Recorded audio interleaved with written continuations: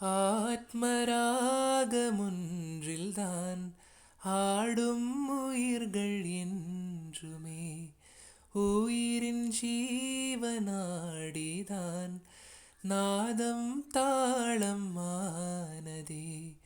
உயிரில் கலந்து பாடும்போது எதுவும் பாடலே.